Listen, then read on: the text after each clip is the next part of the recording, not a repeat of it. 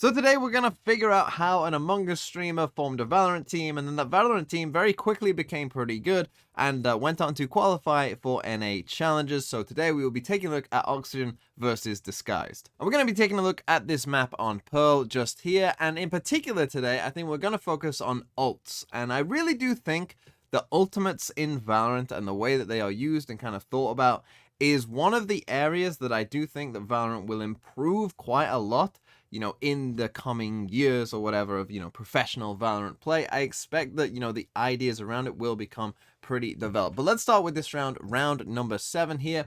We've got Disguise team there on the attacking side and Oxygen on the defensive side. And what we're going to see in this round to start is it's going to start off pretty normally, right? There's nothing too crazy that's going to go on.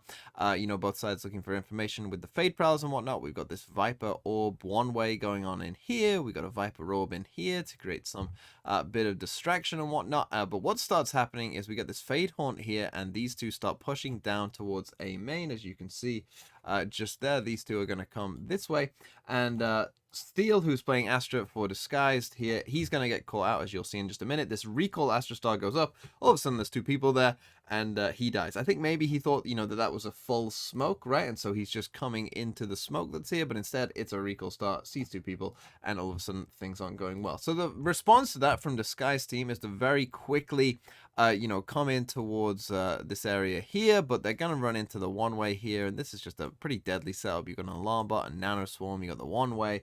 It's not easy to get through this kind of area, as you will see. So the one-way goes up, and they kind of have to retreat there. You see this nice little Viper Molly lineup that they had, though. So they decide to come back to Art instead. As you can see just here, they're going to destroy the Killjoy turret just there. And they decide to head over towards A. You got our Viper here just, rotating all the way across. And what is about to happen is they're going to try, come up here. Fade Prowler comes out, right? It kind of, I'm not actually sure if I actually saw someone somehow. Seize comes out in response, but what's about to happen, as you will see as they start to come up here, is we got this little nano swarm in there just to stop them from coming any further, and then we get the Fade ult as well. So Fade ult is going to come out from Mitch here, and he's going to put it across just there like that. But the crucial thing that's about to happen, because at this point, Oxygen look pretty good in the round, right? They've stopped them at multiple points of this, they stopped them from coming in here. They've got the first kill. They stopped them. They repelled them from coming through Art as well. But what's about to happen is this Viper is about to get this kill on Mitch, and everything is going to open up. So Clear gets the kill on Mitch just there, and all of a sudden, very quickly, Disguised team decide to come and very quickly go towards this A site, as you will see just here. So in they come, right? They very quickly decide to pivot after getting that first kill. Everything opens up, and this is how one kill can just change around, right? It looked like Oxygen were just completely in control of this round, but then all of a sudden, things change very quickly with just one kill. They come in onto the site, they get the spike down, 4v4 retake. But here we go, right? We got this Viper's Pit, but then we've also got the Killjoy lockdown here. So Killjoy lockdown in there, Viper's Pit's going to cover the site. But this is something that I want to talk about because we know, right? People understand intuitively that some ults kind of counter other ults, right? And I think we need to add a new one to this, which is that a Killjoy ult now counters a Viper's Pit. Because it didn't really used to nearly as much, but now because they changed the way the Viper's Pit works, because they changed, you can only be outside of that Viper's Pit for a very short amount of time now before it goes down, right? Before you used to be outside of it forever, right? You could put it down and just walk away and it'd be up for like the whole round. Now that isn't the case. So this Killjoy ult, this Viper's Pit doesn't exist, right? Because of this Killjoy ult, this Viper's going to have to retreat, and you're not getting back in the pit most of the time. And so you're just in a lot of trouble, right? And we know that stuff like a Sova ult, can destroy a Killjoy ult, right? Everyone understands those kind of things. Maybe a KO ult, counters a Raze ult, right? You pop that Raze ult, I pop my KO ult, that Raze ult's gone, right? Those kind of things people, I think, understand.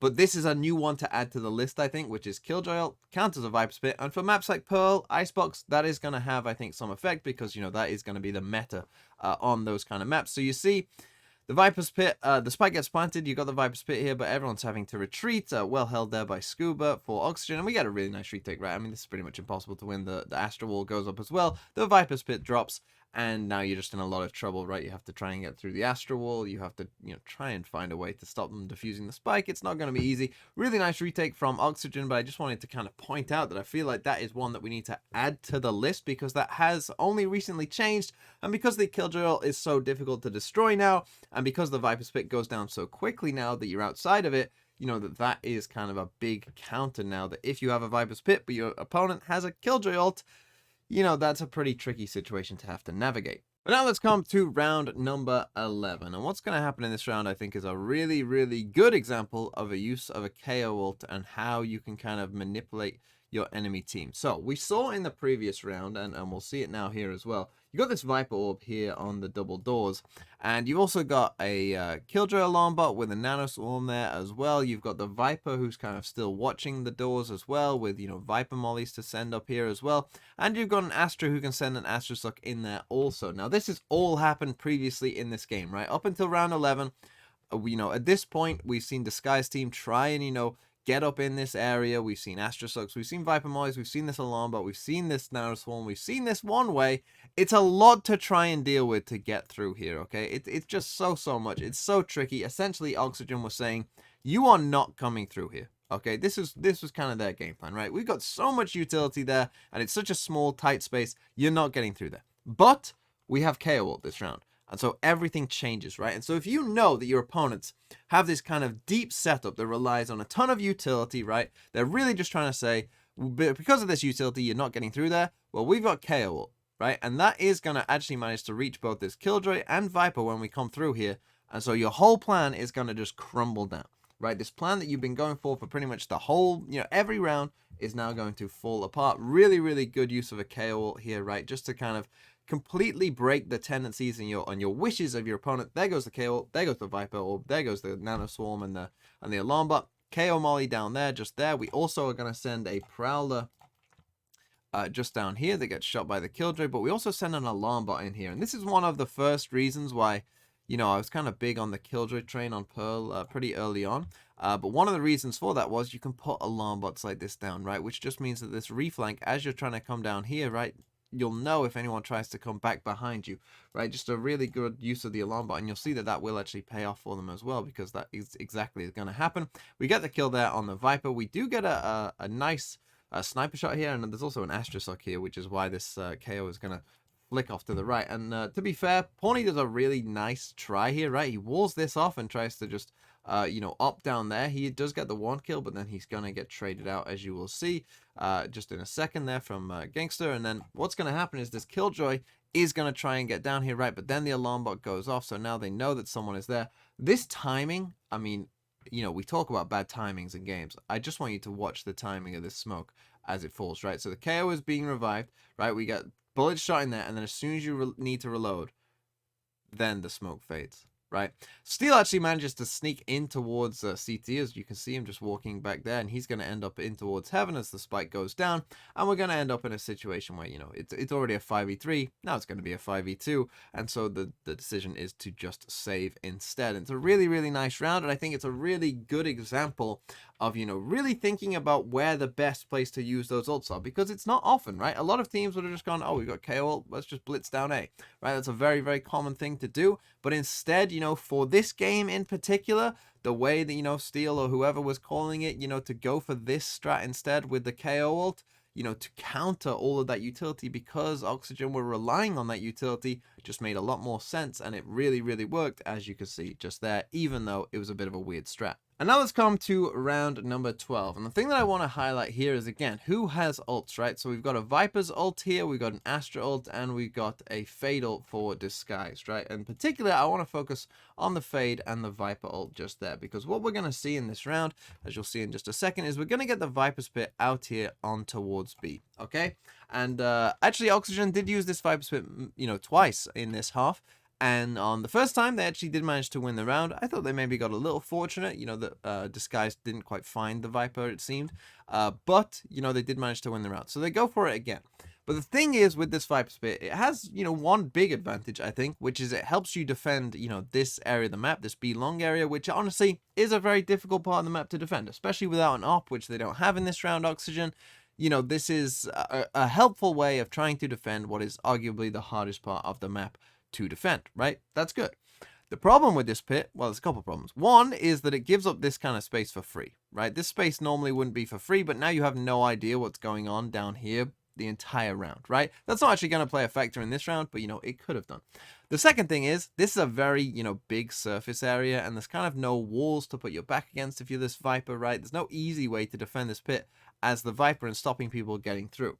And that is what is going to happen. You see, they've even got these nanoswarms here. It's almost as if they expect that, they are going to get through this pit. And the problem is as well, as I mentioned at the start round, we have a Fatal, right? So what's going to happen here is you've got to be thinking, if I'm in this Viper here, they know roughly I'm going to be in here, so they're going to be able to Fatal me. If I get Fataled, can I defend this pit in any way? And the answer is no, right? If a pit was here, right, something like that, maybe you could even defend against a Fatal, because they're going to have to run through a pretty narrow choke point there, right? They're going to have to come through some tight spaces. You could defend that and maybe get, 1, 2, 3 kills, right? And then you're feeling good about the round. With this one, though, you're just going to have to retreat because it's too big of an area. And that's exactly what is going to happen. And this is what I mean about, these ults and how I feel like it's going to develop in the future a bit more, because these kind of things happen a lot, right? Where we just get pretty much a wasted ult. You see that Disguise, they don't even, they're just shooting, they're just shooting around. They don't even hide the fact that they're going to come here at all, right? And so Gangster's just going to send in his Fatal just there. Scuba gets hit by the Fatal. Prowler goes in, follows him around, and he has to retreat, right? And that's the way that this round was pretty much always going to go. And you see Disguise, they just run in, right? They don't care at all about this pit. This pit's going to fall very quickly just here. And essentially we have, somewhat of a wasted ult, you might say. You might say that it's an ult for an ult, but that Fatal, going onto that B site, you want to be knowing where those players are anyway, right? So I think the Fatal worked very well. The Viper's pit, was always going to be difficult to defend there for Scuba. And so, now we're going to get in the situation where Exalt does manage to get that kill blind, and now in a 5v4, it's very, very difficult to play this retake. They don't have perfect weaponry either, and ultimately Disguised are going to win this round. And I think, just pre-planning ahead, right, with those ults, I think is going to be a big way, of figuring out how you want to be playing this game, right, and how it will develop in the future. Because, as soon as you kind of think about, with that Fatal, are we going to be okay with this Viper's Pit? The answer was probably going to be no, and so, could you have adapted the plan and whatnot? Perhaps. But anyway, Disguised, they just disrespect the Viper's Pit, which I think was correct. And they ultimately end up winning the round. But now let's come to the final round, round number 17. And again, let's just take a quick look at who's got ults, right? We've got a Viper's Pit here for the side of Oxygen. And we've got a Viper's Pit, KO ult, and an Astra ult here for Disguised. And we know that Oxygen are probably going to want to use this Viper's Pit because there's no good losing the round without it, because, the game will end. So they pretty much have to use the Viper's Pit in this round. Let's take a look at what happens. So we're going to get a Viper's Pit here, right, in mid. Perfectly fine, no problem with that. But what we're going to see here from the side of Oxygen is this Killjoy is going to come back up here, and we're pretty much just playing retake A, right? We've got this very deep turret to see them coming in there. Nano Swarm in, deeper in on the site. We're just playing kind of a retake setup, okay? Which I actually think it's probably a bit of a mistake, to be honest. Again, thinking about the fact that, they have Viper's Pit as well, and they are going to use that Viper's Pit, right? We've got this heavy mid setup, right? This is a very good pit for stopping them coming in there. It's also going to help, stop people coming in there. So, we're kind of cordoning off mid. That's all great. But playing retake on this A site, we do have KO ult plus Astra ult, so I can understand it. But, I feel like we are helping Oxygen here a bit in terms of, like, here's just a prime opportunity to use your Viper's Pit, and have a good chance of winning the round, right? You're going to get a great Viper's Pit in this round, pretty much, which, again, you could argue as we start to, think about ults a bit more and how we want to be using ults and versus our opponent's ult, that might cause a bit of an issue overall, and we might want to play it a bit differently, right? So Fade sends a Fade Horton here. We can see how heavy they're playing in mid. The Prowler comes out as well. Mitch kind of, just forays into the pit a bit. But we walk in onto this A site. But what we're going to see here is Oxygen, even though they do have the Viper's Pit, and they're going to get down a really good Viper's Pit, they perhaps don't fully play to their win conditions. And I think that, honestly, this is kind of the difference between maybe, the tier 2 teams and, like, some of, not even just the tier 1 teams, but the very best tier 1 teams, is that the very best tier 1 teams, I think, everyone in those teams has, like, a very good tactical understanding of where they are in a round, what they need to do in a round, and they just make, more of those correct decisions when it comes to kind of the more strategic, tactical, big brain kind of side of the game, right? Things aren't always just done on instinct and whatnot. They kind of, have a better understanding for that. Because what's going to happen here is Oxygen, and this is a very normal thing, right? You've just got the site, but you want to take a bit more space. You don't have any space in mid here, right? This is all closed off to you, so you want to take a bit more space. What's weird, but they have a Viper's Pit, right? So instantly we have a Viper's Pit, so, we can play probably a bit safer than we would otherwise because of that. But the second thing is, that this Viper's Pit is here in mid, right? Is this Viper just going to be alone and there's just going to be 4 people on B and, no one's here on A? No, right? So these two are going to come pushing up here, but the thing is, this is a Sage, this is a Killjoy, they don't have any flash, they don't have any info, right? They're just going to dry swing. And to me, this is probably a bit of a mistake because that this Viper is here and maybe is standing on the outside of the pit, looking at you right there. You probably know they've got a bit of support by this point, right? By this time in the round, we're 30 seconds into it. They haven't heard anything really elsewhere. They've seen one player in mid and nothing else elsewhere. They've heard footsteps. You destroyed the turret on A, right? So people will already be rotating across to you. In theory, this could be like 3 people staring down at you, right? But they're still going to come and swing this just dry swing that, right? And we've got a Viper's Pit that's going to come down on the site. It's just that tactical level that if you were going to take any space here, you probably were much better off, taking this kind of space, especially with the Viper's Pit that's going to go down. And this is just, again, the kind of pre-planning of a round, right? Like my Viper's Pit, by the way, guys, I'm going to put it here and it's going to go like this. Don't worry about this mid part of the map, right? The only part I need support from is from, back here, right? It's, again, this kind of like tactical level thinking, which is where, I think, a lot of these tier 2 teams, this is where they can improve because we see 2 people die there, it's actually a 2v1. It's well played by, this Killjoy here, but, 2 people die, but when we take a look at this Viper's Pit, right, even with KO, even with Astral, this is a tricky pit to get through, right? This is going to be tricky to get through. This is a small area. This Viper can just, sit back here or whatnot, or back here in this instance, and it's going to be tricky because you're going to see they're going to end up in a 5v2 here because this, they're going to find a spam on the spike planter as well. So they end up in a 5v2. They're still, going to make a decent go of this round, these two Oxygen players, which just goes to show, if this was a 5v4, even with KO, even with Astral, right, they're still going to make this very tricky. They're just spamming, and they managed to, get 3 people down, just the 2 of them, and eventually the Skies do manage to win the round. But again, I think it's just that higher level thinking about, ults, what a round is likely to play out as, right? We know it's the last round, for Oxygen. They need to use their Viper's Pit as they can. So Disguise, maybe a small mistake in giving up that A site and playing retake, giving them a very good Viper's Pit, right? We're kind of playing into some of their win conditions.